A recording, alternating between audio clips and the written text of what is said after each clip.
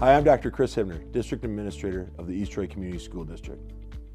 I am so proud of everything that is happening in the East Troy Community School District, and it is my honor to serve with, work with, and partner with so many great people in this district and community.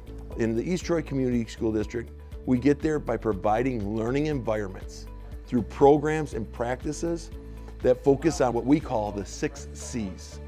Those 6 C's are creativity, critical thinking, collaboration, communication, competency of content, and curiosity. All of these 6 C's we believe are highly valued skills that are needed for our students for the future generations and are vitally important in the workforce and careers.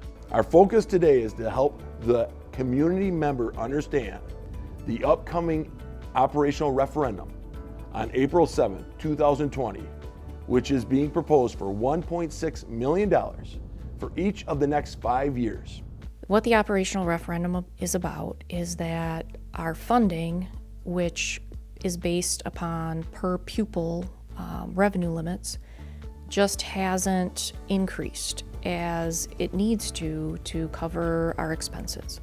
I would say that the East Troy School District has been very responsible with its funds. We've always looked out for what's the property tax impact. We've kept property taxes essentially flat for the last 5 years. Now we're at a point in time where, with that fiscal responsibility, with where our district currently is at and where we continue to desire to go, we are asking our community whether or not will they support a $1.6 million referendum, which again, our Board of Education deserves so much credit for due to the fact they identified priority areas, operations, maintenance, safety, but let's not forget all the while taking that community survey into account, the feedback of the community, the feedback of parents, and that is recognizing what's a doable tax impact possibly. On our end of the Building and Grounds Department, we truly want to have what we consider a preventative maintenance program. You know, we are part of a strong legacy of people taking care of the buildings here in East Troy. We want to continue that. We're starting to have end of life cycle issues. We've got some roofs over at the high school that are now exceeding 30 years in age. While they're currently holding together very well, we want to be able to address them before they're a critical failure and they interrupt the classroom and the teaching items that are happening inside the district. We're working on multiple facets all the time. And if we're being really good stewards to our community, if we're being really responsible to our community, and our community means to the taxpayer, to the parent, to the business owner, and to all the municipalities, if we're being really good stewards, and most importantly to our students, the children, if we're being good stewards to all of them, then we need to work on all those multiple facets at once. What is coming to a head here is that we are at a point in time where we believe, as we look out to the future, we are not going to be able to continue to make some of those reductions that we've been making without now going into the realm of cutting student programming. And if we cut student programming, it's only going to hurt the East Troy Community School District overall. Kids are going to choose other districts to go to that still have the programs that we've had to cut to balance the budget. And again, because we get our revenues on how many kids we have, our revenues again are going to only further continue to decrease. When I came to East Troy back in about 2005, my capital budget for all of the buildings back then was about $125,000. We're 15 years later, it's the same budget. We've added square footage, and along that time, obviously things have aged, and we need to replace them. We're sitting in a building right now that was built in 1952. We have the original furnace.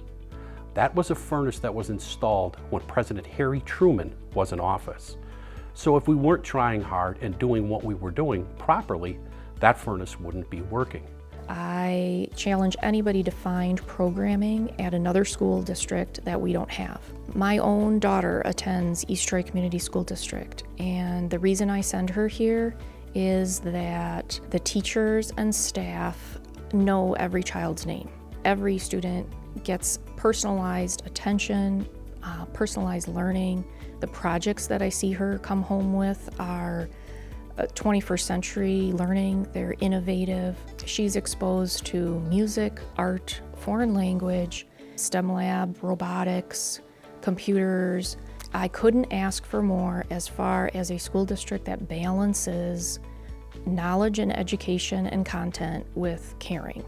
We are focusing truly on empowering each and every child. Now, a lot of people might say, well, what's empowerment? What is that doing for the kids?